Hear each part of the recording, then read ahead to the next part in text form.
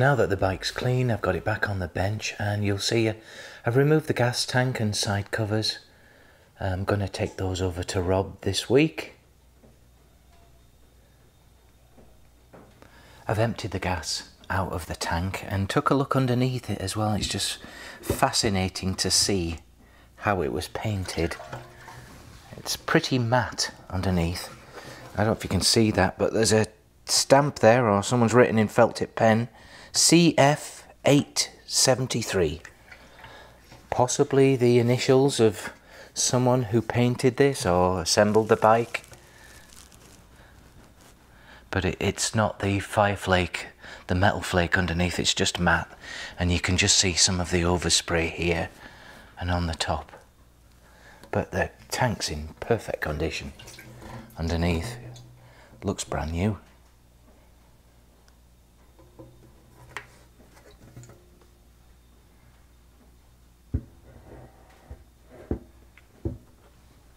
And this is the other side panel here. Again, fiberglass.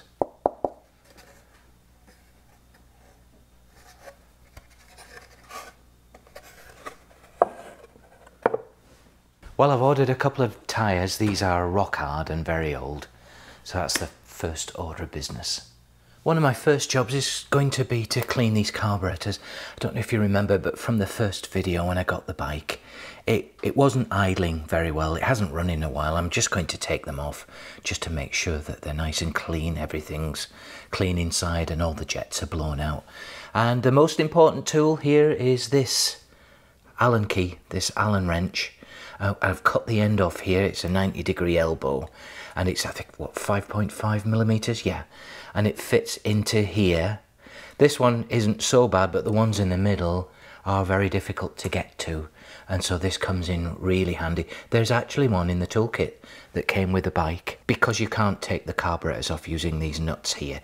You can get the outside ones off, but not the inside ones. You have to take the manifolds off and then disassemble the carburetors separately.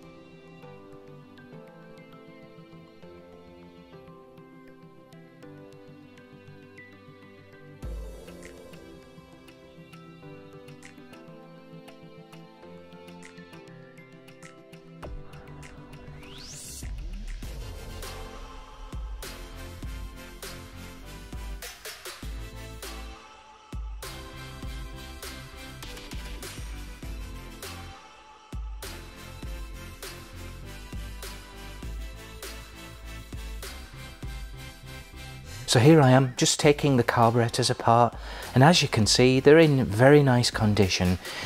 I believe that they've already been taken apart recently, and so you'll see that there's some new parts here. We've got the throttle screw and the air screws, they're brand new. Everything looks to be in very good condition.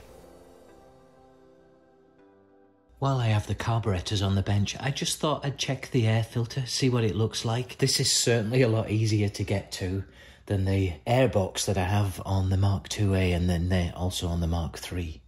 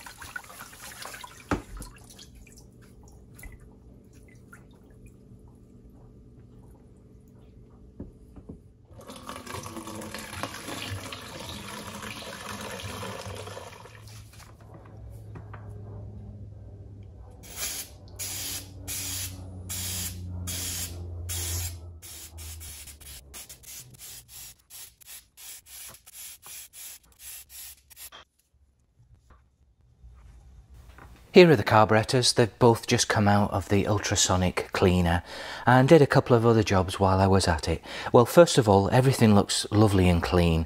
Actually, the water wasn't that dirty by the time I was finished. So everything's nice. The jets were all clear. There are some new parts that I've observed already, new gaskets, new jets, so everything's good there. What I also did, took the opportunity to run these surfaces on the surface plate as well. There are just a couple of very small wobbles, so that's taken care of those. They look lovely, didn't take much at all. And then inside the bores as well, I gave them just a very mild polish by hand, and similarly with the throttle valves as well, I polished these as well with aluminum polish, just to make sure that the action is as smooth as we can get it. And so that's it. So now it's time to reassemble the carburetors. I'm going to check the cables for length and making sure that they're synchronized, and then we'll add everything back onto the bike. Well guys, that's the carburetors and the air cleaner back on the bike now.